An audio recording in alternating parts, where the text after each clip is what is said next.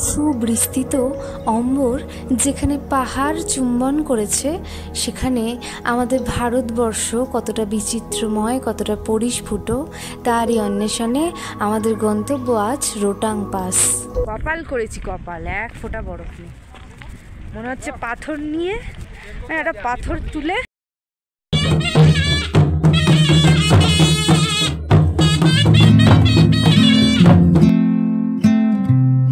ভারতের উত্তর সীমান্ত মূলত হিমালয় দ্বারা বেষ্টিত এবং সেই হিমালয় পর্বতমালায় অবস্থান করছে ভারতের স্বর্গ জম্মু ও কাশ্মীর। এছাড়া দক্ষিণ পূর্বে রয়েছে নৈনিতাল, উত্তর পশ্চিমে রয়েছে পাঞ্জাব। এর পাশাপাশি ভারতের উত্তরে রয়েছে প্রাকৃতিক শোভায় সুসজ্জিত হিমাচল প্রদেশ। সেই হিমাচল প্রদেশের বিয়াস নদীর তীরের একটি সুন্দর হিল স্টেশন হচ্ছে মানালি। এই মানালি থেকে প্রায় 52 কিলোমিটার দূরে অবস্থান করছে রোটাং পাস। হিমাচলের পীর পাঞ্জাল রেঞ্জের পূর্ব প্রান্তে একটি উচ্চ পর্বত গিরিপথ হলো এই রোটাং। এটি মূলত হিমাচলের লাহুল ও স্পিতি উপত্যকাকে সংযুক্ত করেছে। রোটাং পাশে রাস্তার অপরূপ সৌন্দর্যে মোহিত হতে ছুটে আসে বহু পর্যটক। তবে এই হিমাচল বা রোটাংয়ের সৌন্দর্য উপভোগ করতে হলে অবশ্যই কিন্তু আপনাকে একজন প্রকৃতিপ্রেমী হতেই হবে। আজ আমাদের গন্তব্য রোটাং পাস। আমরা মানালি থেকে প্রায় সকাল 7টায় রওনা দিলাম রোটাং পাসে।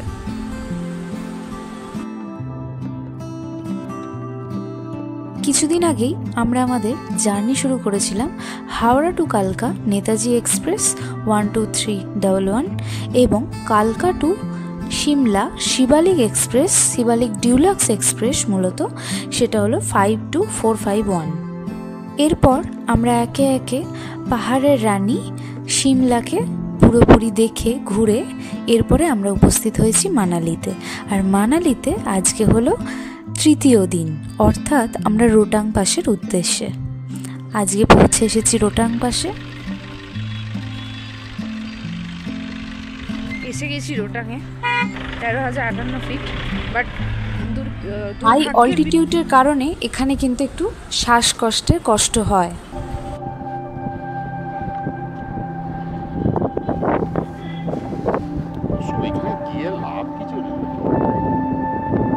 বরফ নেই, মানে এর থেকে দুর্ভাগ্যের আমার কাছে আর কিছু।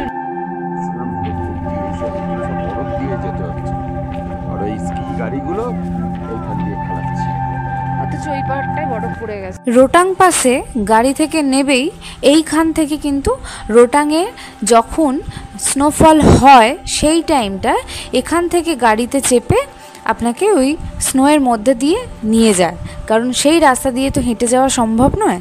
সেক্ষেত্রে গাড়ি নানান রকম রেট বলে থাকে, সেক্ষেত্রে অবশ্যই বার্গেনিং করে নিতে হয়। আমরা এসে যেহেতু রোটাংয়ে স্নোফল পাইনি, তাই আমরা গাড়ির করলাম না, আমরা পায়ে হেঁটে পুরো রোটাংটাকে যতদূর পারবো, যতদূর চোখ যায় ঘুরে দেখব, আপনাদেরও দেখাবো।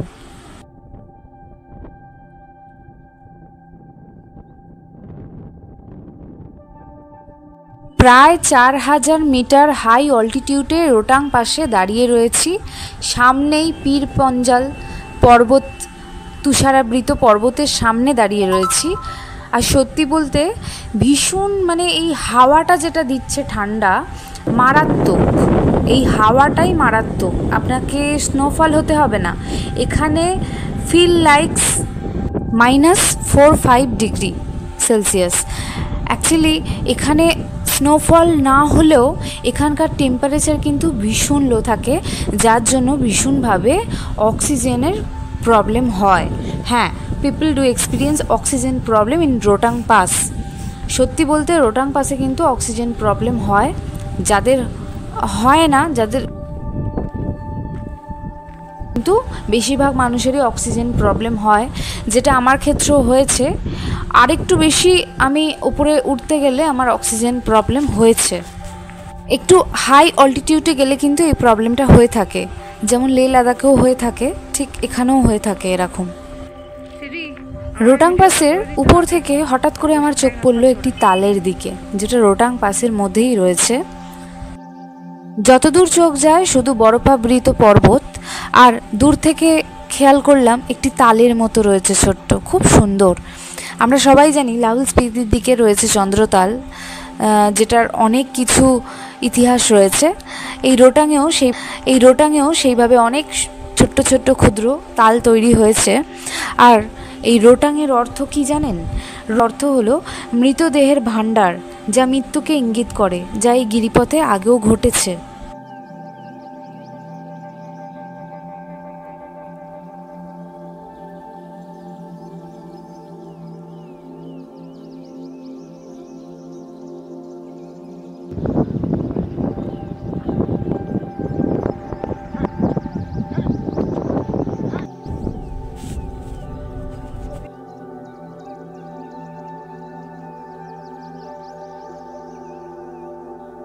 আমি দাঁড়িয়ে রয়েছি প্রায় আধা ঘন্টা ধরে।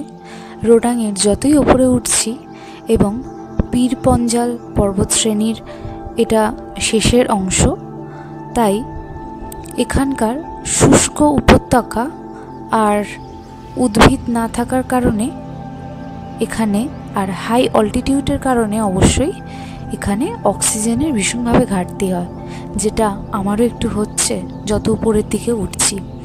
তাই কিছুক্ষণ দাঁড়িয়ে, হয়তো একটু ঘাটতি হচ্ছে, কিন্তু কিছুক্ষণ দাঁড়িয়ে এই পরিবেশটা দেখে এবার নেমে যাওয়ার পালা।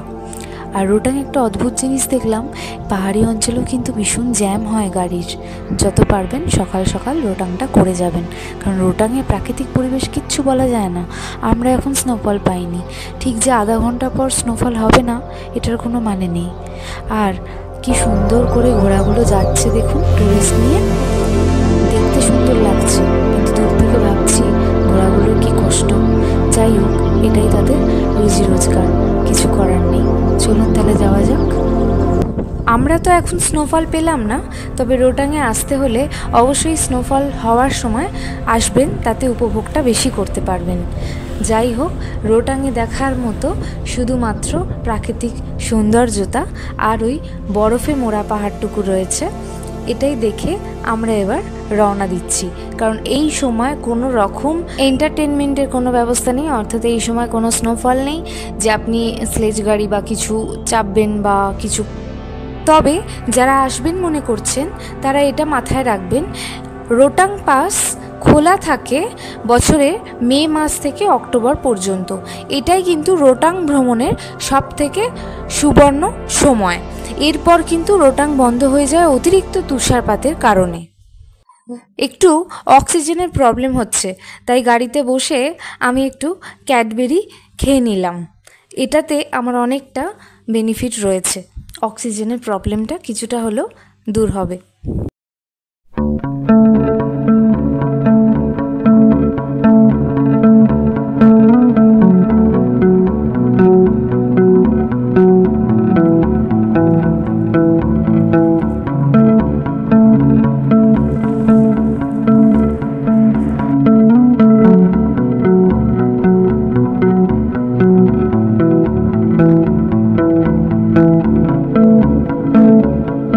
বাহ, দারুণ ব্যাপার তো।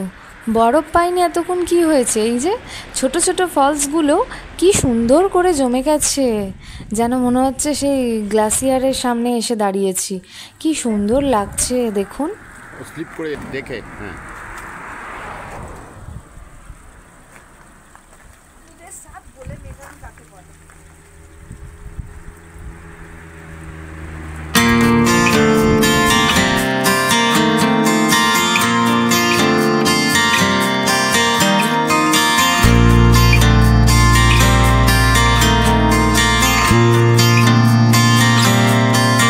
রোটাং মানালি থেকে রোটাং ওয়েতে যখন ঢুকলাম শিশুগ্রাম ছাড়িয়ে, তখনই এইরকম ছোট ছোট অনেক ফলসগুলো সমস্ত ফ্রিজ হয়ে গেছে। কি দারুণ দেখতে লাগছে কিন্তু, মানে ফলসগুলোর এমনি সৌন্দর্য তো আলাদা, কিন্তু এই ফ্রিজ হয়ে যাওয়ার ব্যাপারটা বেশ সুন্দর। To the city streets, we began to feel the fire. We rise like tall buildings as the chemicals, they take us higher. The night's young and it's just begun, as she puts her hand in mine. We wanna chase the night, wanna dance to the light, pull the stars from the sky, just two hearts running wild. Never sleep, never stop, as we shout from the top. We're gonna be two hearts running wild.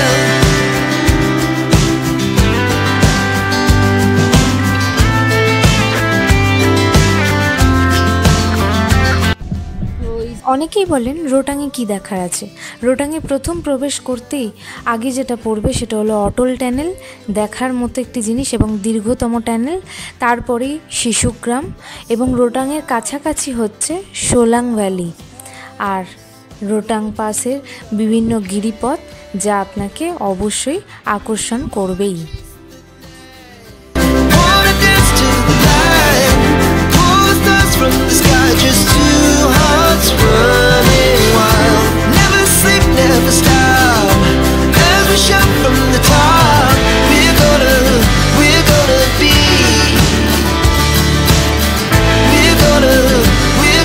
be two hearts running wild.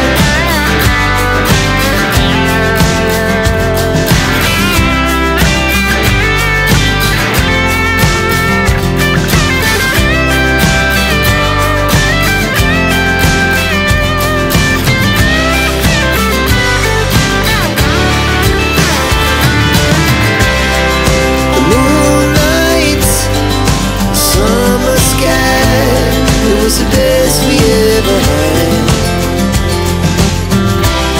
And we'll stay on forever, we'll never have regrets.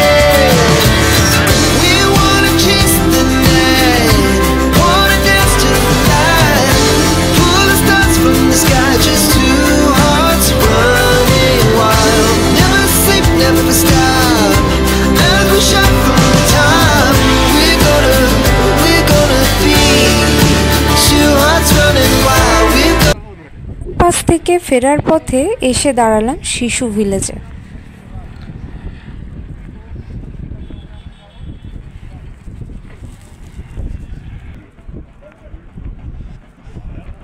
এখান থেকে Manali 33 kilometre আর Shimla 281 kilometre.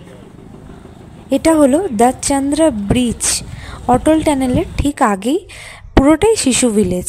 আর এখানে সমস্ত ফলসগুলো যেহেতু fridge হয়ে গেছে, আমি এসে দাঁড়ালাম বিয়াস নদীর ঠিক উপরের অংশে। এখানে হাওয়া দিয়ে, এই হাওয়াটার স্নোফল হতে হবে না, এই হাওয়াটার কী পরিমাণ ঠান্ডা হতে পারে সেটা আপনারা এখানে এসে নিজেরা উপভোগ করতে পারবেন। এখানে এই সময় এই হাওয়াটার ফিলস লাইক ঠান্ডা অনুভূতি হতে পারে আপনার, সেটা হচ্ছে -10 ডিগ্রি 9 ডিগ্রি টেম্পারেচারে। এখানে কিন্তু ঠান্ডাটা এখন এই রকমই, কিন্তু কোনো রকম এখানে স্নোফল নেই।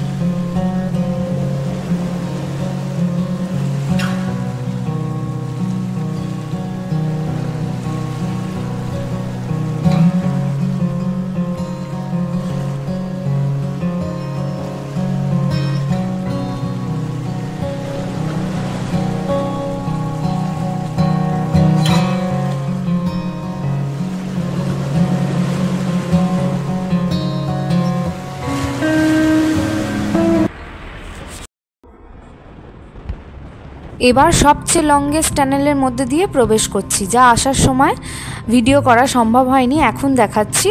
এই হলো সেই অটল টানেল, যা 10,000 ফিট এবং 3,048 মিটার দৈর্ঘ্যের 9.2 কিমি টোটাল ডিস্টেন্সের এই অটল টানেল।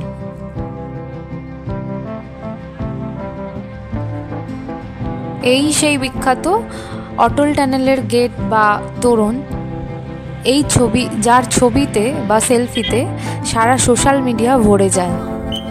মানালি ভ্রমণে এলে অটল টানেলের একটা গুরুত্বপূর্ণ ভূমিকা রয়েছে। সমস্ত ট্যুরিস্ট প্লেসগুলোর মধ্যে কিন্তু এটাও একটা দর্শনীয় স্থান, একদম মিস করবেন না। এখানকার প্রাকৃতিক পরিবেশ এবং টানেলের দৈর্ঘ্য আর আমাদের ভারতীয় সেনাবাহিনীর সারা দিন মোতায়েন থেকে নজরদারি চালানোর যে প্রক্রিয়া, সেটা কিন্তু প্রধান আকর্ষণের বিষয়।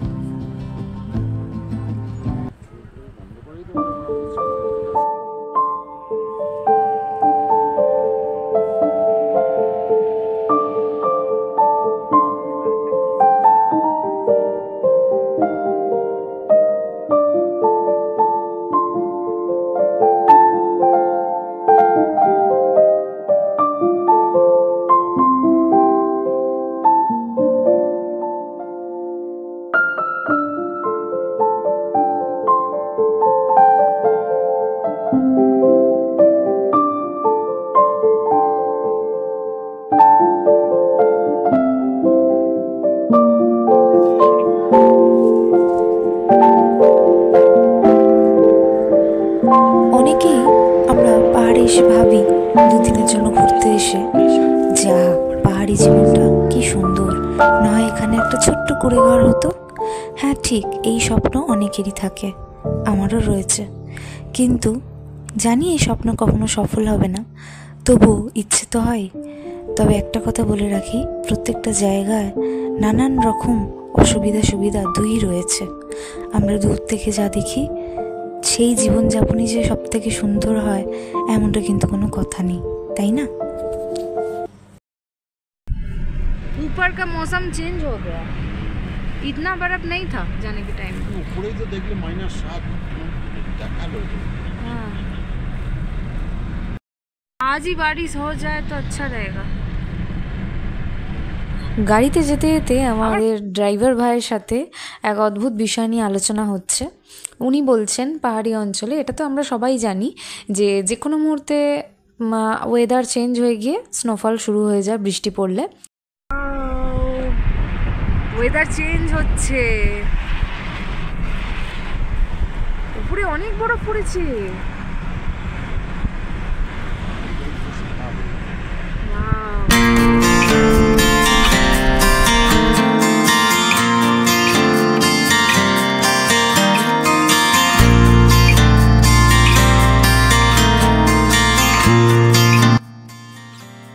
ঠিক মানালির ব্যাপারটাও সেরকম, যে কোনো সময় বৃষ্টি হলেই এখানে স্নোফল শুরু হয়ে যায়। অলরেডি আমি দেখাচ্ছি আপনাদের, ওপরটা দেখছেন পাহাড়ের ওপরটা কিরম সাদা হয়ে রয়েছে, একদম কিন্তু বরফ পড়ে গেছে। হ্যাঁ, মাঝে মাঝে খাঁজেও বরফ পড়ে রয়েছে, কিন্তু আমরা যে স্নোফলটা আশা করছি সেটা কিন্তু আমরা এখনও পাইনি। যদিও স্নোফলের দিক থেকে আমার লাক খুব খারাপ।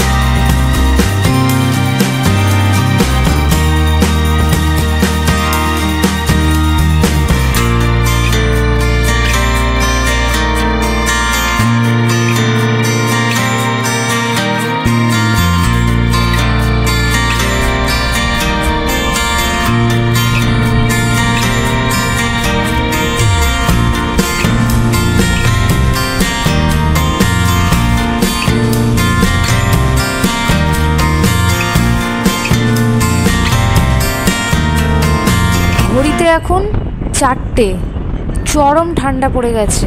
এখন মানালি ফিরছি হোটেলে।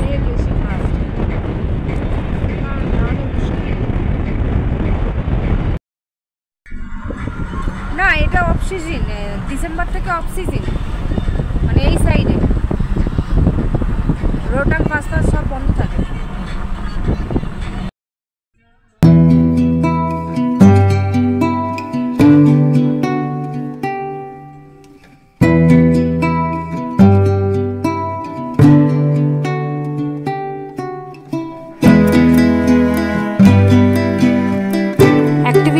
জায়গায় হয়, তবে এখানে সোলাং ভ্যালিটাই খুব ভালো। আর কাছাকাছি যেহেতু সোলাংয়ের ওপর দিয়ে আমরা যাচ্ছি প্রায়, তাই এখানে প্যারাগ্লাইডিং হচ্ছে আমরা দেখতে পাচ্ছি। আগামীকাল আমাদের সোলাং ভ্যালি আছে, সেটা আপনাদের কাছে অবশ্যই তুলে ধরবো।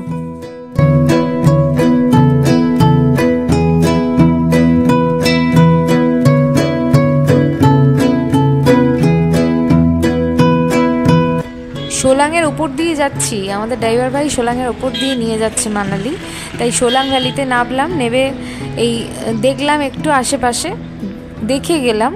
আগামীকাল এসে বাকিটা দেখাবো এবং কি করি সেটাও দেখতে পারবেন।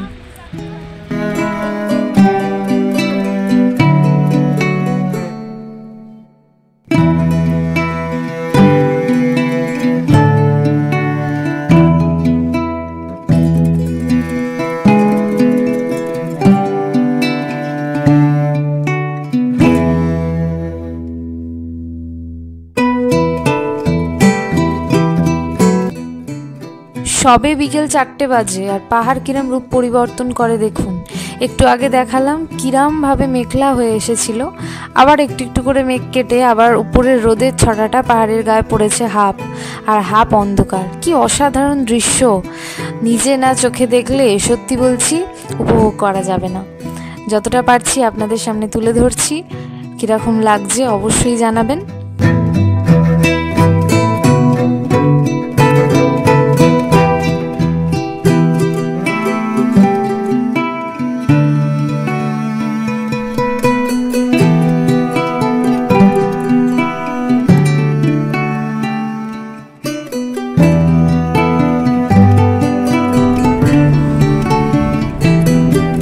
প্রায় 60 কিলোমিটার পথ অতিক্রম করে এবার আমরা মানালিতে ঢুকে গেছি। মানালির খুব কাছেই আছি, বিয়াস নদী আসছে, বিয়াস নদীর পার বরাবর আমরা এগিয়ে যাচ্ছি মানালি ম্যালের দিকে। আর এই রাস্তার পাশে যেটা সবসময় পরিলক্ষিত হবে একটা বেলুনের মতো, এটাকে বলে এয়ার ব্যালুনস। এটা ওই আগুন জলে গ্যাসের মাধ্যমে এইগুলো করা হয়। তবে এই অ্যাক্টিভিটিগুলো ভীষণই আমার খুব একটা ভালো লাগে না। এবার সম্পূর্ণ নিজেদের রিস্কে এই ব্যাপারগুলো করে থাকে মানুষজন, এন্টারটেনমেন্ট ছোটোখাটো।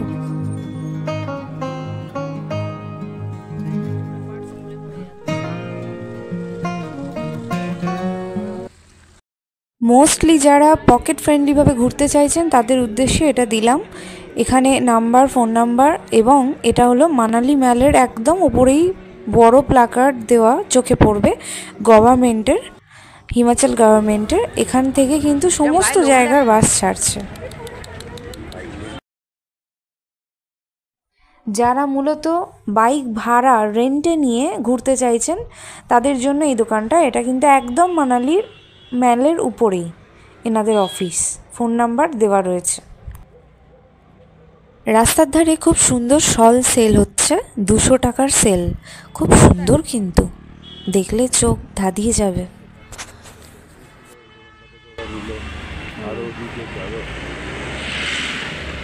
ওরা এসে এখান থেকে কিনেছে। মানালি মার্কেট কিন্তু ভীষণ সুন্দর, ভীষণ ভালো, প্রচুর জিনিসপত্র রয়েছে। 50 টাকা থেকে শুরু করে 50,000 টাকার অনেক কিছু রয়েছে। মহিলাদের ব্যবহারিক জিনিসপত্র সহ পুরুষদের ব্যবহারের সমস্ত জিনিসপত্র, কোনো গিফট করতে চান এরকম কিছু আইটেম, সমস্ত কিছু রয়েছে বাচ্চা থেকে বয়স্ক সকলের জন্য। শলের খুব সুন্দর সুন্দর কুর্তি কালেকশন রয়েছে।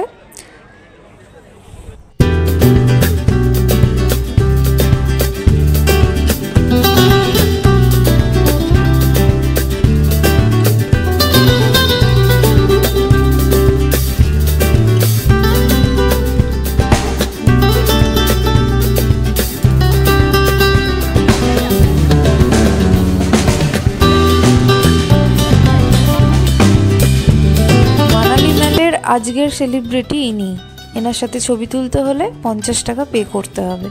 যতগুলো ইচ্ছে ছবি ভিডিও নিতেই পারেন।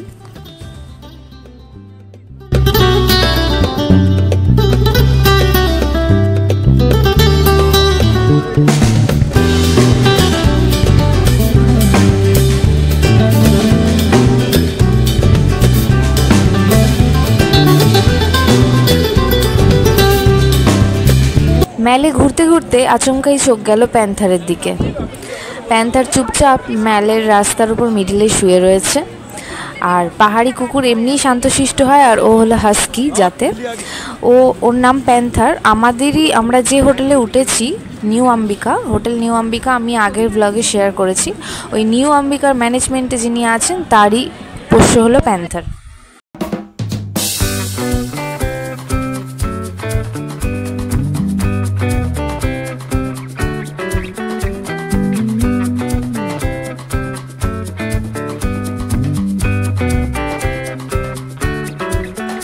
মানালি মার্কেটের কালেকশান নিয়ে কোনো কম্প্রোমাইজ নেই, দারুণ কালেকশান। কিন্তু হ্যাঁ, একটু বার্গেনিং করে নিতে হবে। বিভিন্ন জিনিসের রেঞ্জ বিভিন্ন রকম রয়েছে, তবে বিভিন্ন স্বাদের জিনিস পাবেন, এটুকু বলতে পারি। আমি আগের ব্লগে বলেছিলাম, মনে আছে, মানালিতে একটা সুন্দর জিনিস আছে, সেটা শেয়ার করব। আমি এই মুহূর্তে ভিডিও শেয়ার করছি না, তবে বলে রাখছি, মানালিতে শুধুমাত্র যে ওপরেই দোকান দেখছেন সেটা নয়, আন্ডারগ্রাউন্ডে দোকান আছে, মানে শপ আছে বিভিন্ন জিনিসের। এটা কিন্তু বেশ সুন্দর। এই হোটেলের রান্নাগুলো কিন্তু খুব একটা খারাপ না। মেদিনীপুরের লোক, খারাপ না।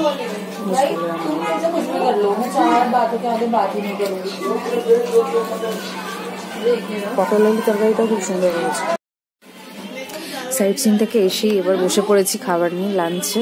আজকে ভেজ থালি নিয়েছি, রাইস, সাথে চিপস আছে, আলু চিপসও দিয়েছে, আর এটা পটল আলুর একটা সবজি, ডাল, আলু পোস্ত, চাটনি দেবে পরে। এই হলো আজকের মেনু। আজকে সানডে ভেজ, তাই আজকে এই খাবার। আর রোজই তো ডিম, মাছ, মাংস খাচ্ছি, আর ভালো লাগছে না, একঘেয়ে, তাই আজকে একটু বাঙালিয়ানা মধ্যেই আছি। Good morning. মানালিতে আজকে থার্ড ডে, তৃতীয় দিনে আজকে আমাদের সাইট সিন শুরু হবে। আমরা হোটেল থেকে এই জাস্ট রুম থেকে বেরিয়ে লিফটে করে নিচে যাচ্ছি।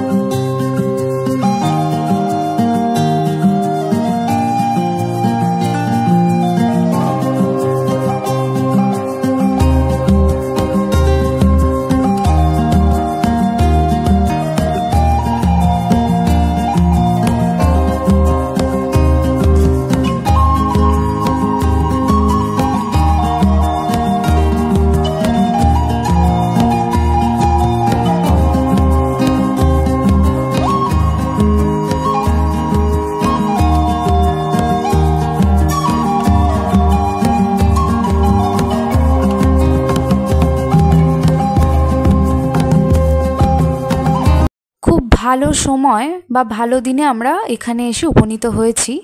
এই হিড়িম্বা দেবী এনার এখন উৎসবের মরশুম, উৎসবের সময়, আর সেই সময় আমরা এসে উপস্থিত হয়েছি, বহু সমাগম। এবং এই হিড়িম্বা দেবীকে এখন এই যে অনুষ্ঠানটা চলছে, এটা মূলত হিড়িম্বা দেবীর ঘুম ভাঙানোর উৎসব।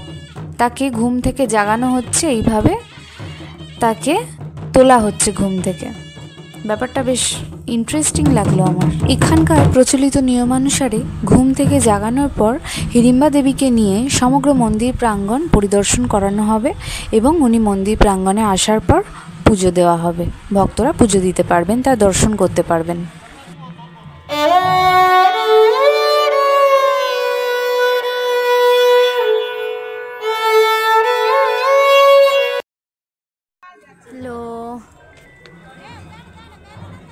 বাঘের মতো চেহারা, কত বয়স হয়েছে।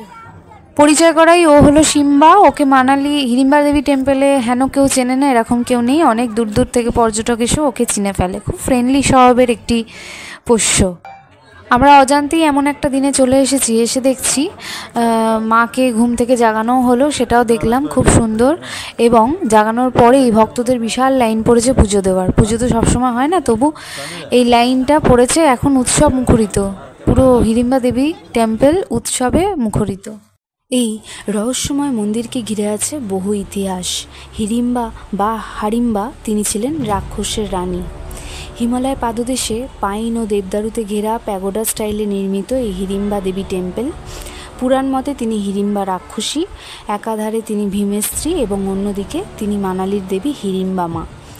মানালিতে বরফে সেলফি এবং ম্যালে শপিং ছাড়াও ভ্রমণ লিস্টে থাকুক এই হিড়িম্বা দেবীর মন্দির।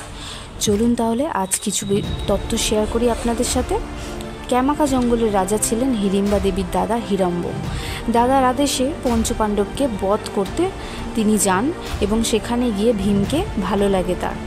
তিনি দাদাকে বিবাহের জন্য প্রস্তাব দিলে দাদা হিড়িম্বাকে বধ করতে উদ্ধত হন এবং হিড়ম্বকে বধ করেন ভীম। তারপরেই ভীম বিবাহ করে হিড়িম্বাকে।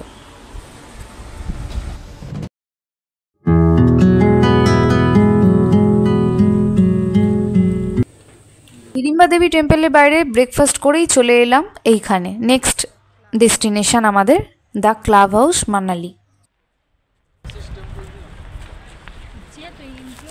এন্ট্রি এখানে টিকিট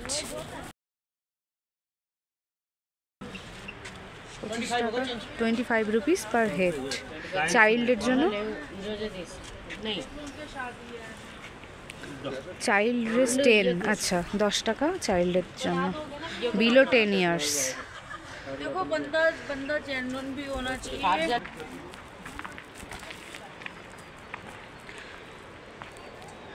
এই খাড়াই আছে। মানালিতে দ্য ক্লাব হাউস এই জায়গাটা অবশ্যই ঘুরবেন 25 টাকার টিকিট কেটে।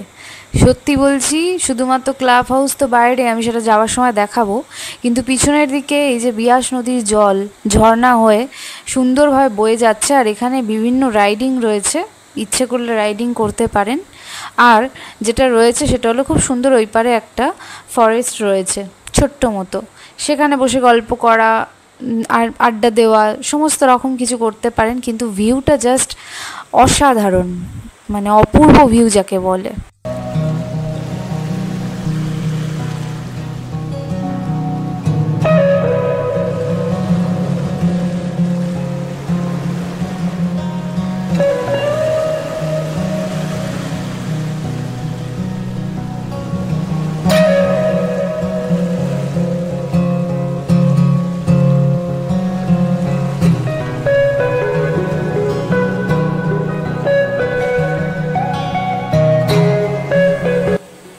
জলের ফ্লোয়ের আওয়াজটা শুনেছেন? কি দারুণ, ভীষণ স্পিডে জল যাচ্ছে। মানে আমি চিন্তা করছি এটাই মনসুনে বর্ষায় কিরম রূপ হতে পারে।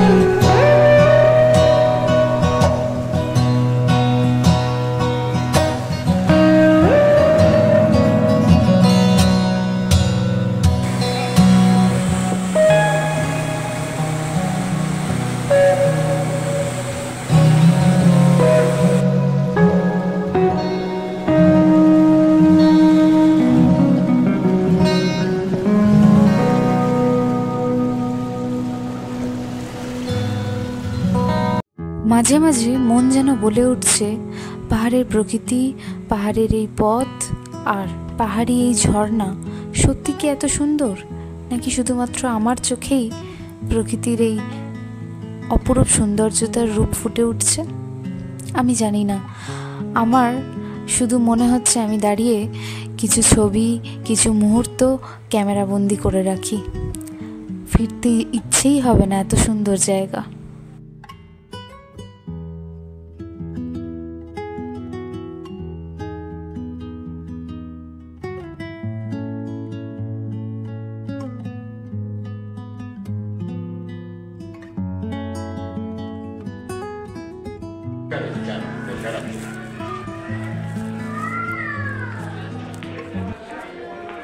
বেলি আর্টস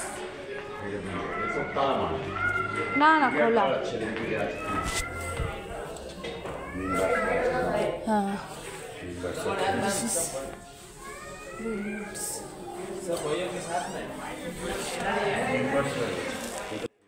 ক্লাব হাউসের উপরের দিকে বিভিন্ন প্লেয়িং রুম রয়েছে, যেমন carrom, billiards, table tennis, long tennis, বিভিন্ন দাবা, সমস্ত রকম অ্যাক্টিভিটিস, প্লেয়িং অ্যাক্টিভিটিসের রুম রয়েছে। এখানে মেম্বারশিপের বদলে এসে এখানে খেলতে পারেন। আশেপাশে যারা হোটেলে থাকেন তারাও এসে খেলেন। কিছু টিকিটের ব্যবস্থা রয়েছে বা মেম্বারশিপ রয়েছে।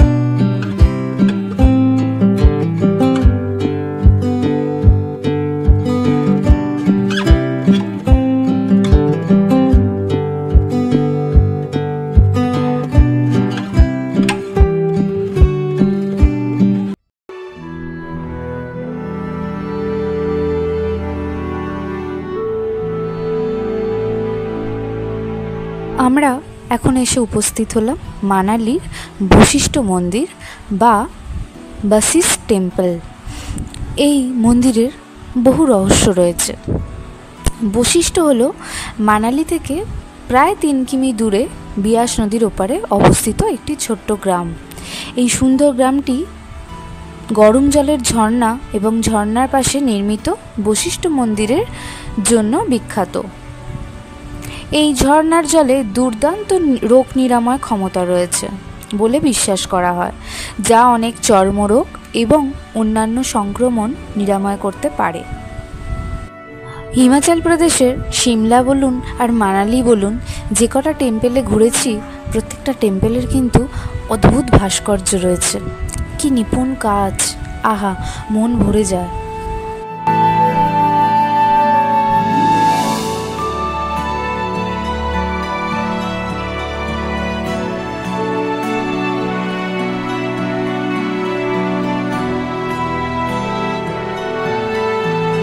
এখানে তুর্কি ধাঁচে স্নানঘর রয়েছে, যেখানে ঝর্ণার গরম জল থাকে, যা স্নান করার জন্য এবং একান্তে স্নানের উষ্ণতা উপভোগ করার জন্য ব্যবহৃত হয়। এবং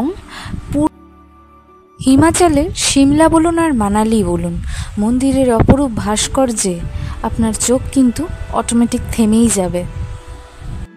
প্রসঙ্গত বলে রাখি, আমি নিজে গিয়ে সেই ঝর্ণার জল স্পর্শ করে দেখেছি। সত্যি উষ্ণ, একদম ধোঁয়া উঠছে জল থেকে। বহু বছর ধরে ভগবানকে নিজেকে উৎসর্গ করে দিয়েছেন এক মুনি ঋষি।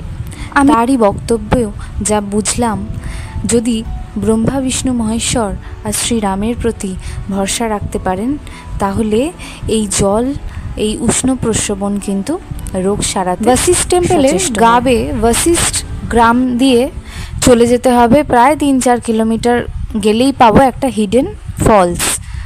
খুব সুন্দর জায়গা, এটা কিন্তু মিস করবেন না। এলে অবশ্যই ট্রেক করে যাওয়ার চেষ্টা করবেন যদি সমস্যা না থাকে। এটা প্রায় 3-4 কিলোমিটারের ট্রেক, তবে রাস্তাটা এখানে যতটাই সুন্দর, সামনে গিয়ে পাহাড়ের ঢালে একটি করে মানুষ যেতে পারবেন। সেক্ষেত্রে একটু রিস্কও আছে বটে। বর্ষাকালে কখনোই রিস্ক নেবেন না, আর গেলে নিজের সাবধানতা অবলম্বন করে যাবেন। এবার ট্রেক করে আবার 2 কিলোমিটার পথ যেতে হবে, মানে টোটাল 2 কিলোমিটারের থেকে অনেক বেশি। হয়তো হাঁটা পথটা 2 কিলোমিটার, বাট ট্রেক করে পাহাড়ে উঠতে হচ্ছে, এটাই বোধহয় অন্তত 2 থেকে 3 কিলোমিটার। আজ এই পর্যন্তই। আগামী পর্বে আপনাদের একটা হিডেন ফলসে নিয়ে যাব। দেখবেন কত সুন্দর প্রকৃতি। বিশাল একটা ট্রেক আছে আগামী পর্বে, অবশ্যই চোখ রাখুন আর সাথে থাকুন আর দেখতে থাকুন এক্সপ্লোর উইথ প্রিয়াঙ্কা। ভালো লাগলে একটা লাইক, সাবস্ক্রাইব করে দেবেন। Thank you.